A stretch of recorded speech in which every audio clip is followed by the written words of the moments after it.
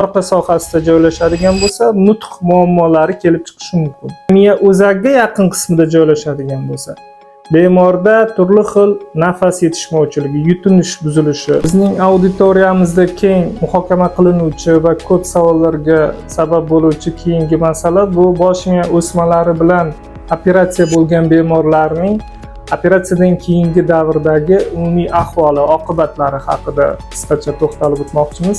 Demak, bosh miyadagi oldin aytib o'tilganidek, o'smalarning joylashgan joyiga qarab operatsiyadan keyingi oqibatlar turli xil bo'lishi mumkin. Sababi bosh miyaning turli qismlarida turli markazlar joylashadi va insonning tanasining ma'lum qismlarini bajarishga moslashgan bo'ladi.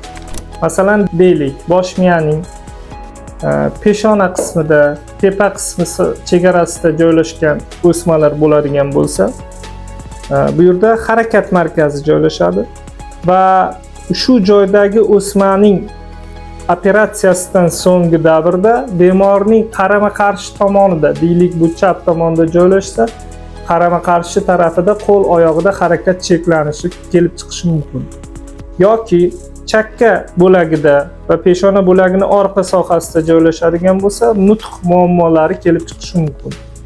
Va xuddi shunday, agar miya o'zagiga yaqin qismida joylashadigan bo'lsa, bemorda turli xil nafas yetishmovchiligi, yutinish buzilishi, yurak-qon tomir tizimlaridagi o'zgarishlar va hattoki letal natija yoki hayotini xavf ostiga qo'yishi mumkin. Shuning uchun ham operatsiyadan keyingi davrda bemorlarning umumiy ahvolini prognoz qilish, oldindan aytish birmuncha murakkablik tug'diradi.